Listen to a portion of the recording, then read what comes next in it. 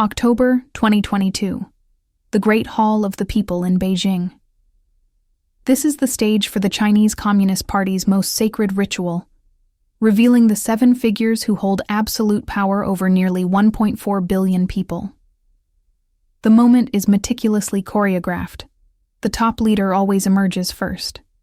And the man who walked out, commanding the top spot, was Xi Jinping. This was his 3rd time. A historic, unprecedented 3rd term, only made possible because he abolished the very term limits that had constrained all his predecessors. The signal was unmistakable. He plans to stay in power for life. The world hasn't seen a Chinese leader consolidate this much power, this ruthlessly, since the founder of the People's Republic himself, Mao Zedong. Xi draws heavily from Mao's Playbook, yet there's a dark, seismic irony connecting the two men. Because half a century earlier, when Xi was just a teenager from an elite family, Mao had shattered his life. This epic conflict began long before Xi was born, raging during China's bloody civil war. Mao and his communist revolutionaries were losing badly. Their main force, 130,000 strong, was starving and cornered. On October 16, 1934, they launched a desperate, brutal evacuation, a mad dash to break the siege. Thousands died or scattered, but about 86,000 stuck together, beginning a year-long monumental retreat known as the Long March. At the start, Mao wasn't in charge. He'd been demoted. But as the retreating army suffered catastrophic losses, less than half survived the first 3 months, the leadership was forced to pivot. They handed control back to Mao. He led the decimated army deep into treacherous mountains, a grueling 9-month odyssey of fighting and marching. When they finally reached safety, fewer than 8,000 of the original marchers remained. But they had survived. Mao's leadership was credited with saving them, cementing him as the party's supreme leader. The man who gave him refuge, a powerful revolutionary named Xi Zhongxun, was Xi Jinping's father. With the party and military coalescing around him, Mao began to build his power structure. Authority was concentrated in an elite group, the Politburo Standing Committee. To ensure he remained at the top for life, Mao declared his political ideology, Maoism, as the unquestioned guiding principle. He promoted loyalists, often Long March survivors, into top positions, regardless of their competence. Xi Jinping's father was appointed Secretary General of the State Council. The advantage was unwavering loyalty. The devastating disadvantage? Mao's unchecked policies led to persecution and famines that killed tens of millions. This horror culminated in the Cultural Revolution, Mao's final, violent attempt to eternalize his power. Loyalty was demanded. Dissenters were publicly humiliated, impoverished, and often executed by fervent militants known as the Red Guards. Even the highest ranks weren't safe. High-level officials were purged, including Xi's father. A haunting photo captures him being violently restrained and publicly condemned. He would spend the next 8 years as a prisoner. The system he helped Mao build had devoured him. Banished and disgraced by his father's alleged crimes, 15-year-old Xi Jinping was expelled from his elite school and exiled to the countryside. He was condemned to hard labor, forced to live in a cave, barely surviving.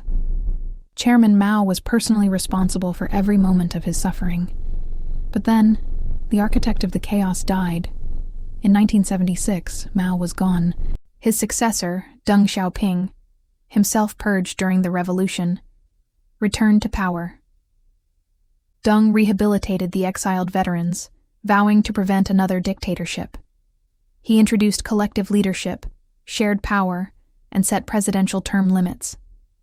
His reforms opened up China, launching 3 decades of staggering economic growth. Power sharing worked. But young Xi Jinping, despite his family's ruin, made a cold calculation. He joined the Communist Party. He recognized that in this system, power is everything. Without it, you are nothing. While his rivals jostled for influence in Beijing, Xi did the unexpected. He left. He deliberately took party posts in poor rural provinces. He started in Hebei, moved to heavily militarized Fujian, making friends in the army, then cultivated civilian support elsewhere.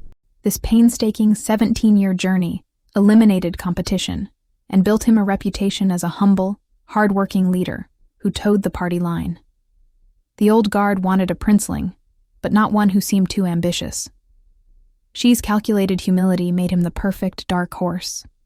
His final stop, a brief stint in Shanghai in 2007 where he cleaned up a corruption scandal, secured his reputation.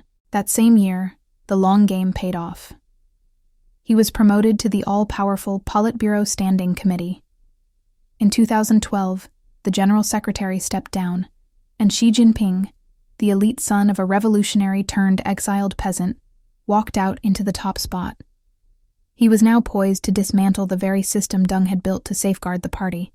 Almost immediately, Xi began getting rid of people. He launched a sweeping anti-corruption campaign, which was a carefully disguised purge of his rivals. He arrested hundreds of senior officials and military officers, systematically filling their vacant positions with his own supporters. In 2021, he performed his most dramatic act. He introduced a new resolution unifying the party's ideology around Jinping Thought. Just as Mao had done, Xi declared his personal political philosophy to be the unquestioned core of the party. His ideas could no longer be challenged. China's economy and military might doubled under his first decade, but internally, surveillance and oppression intensified. In 2022, just weeks before the party congress, the first real cracks appeared. Widespread protests against his zero-COVID policy. Despite the anger, the machine Xi built was unstoppable. At the 20th National Congress, he emerged for his third term. More critically, he unveiled a Politburo Standing Committee completely packed with his loyalists.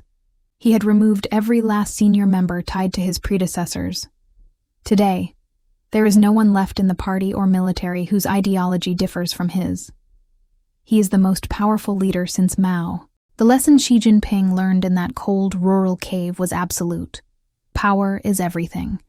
And now, he has it all. Thank you so much for watching. If you found this story compelling, please consider liking this video and subscribing to our channel for more deep dives into the figures and forces shaping our world. We'll see you in the next one.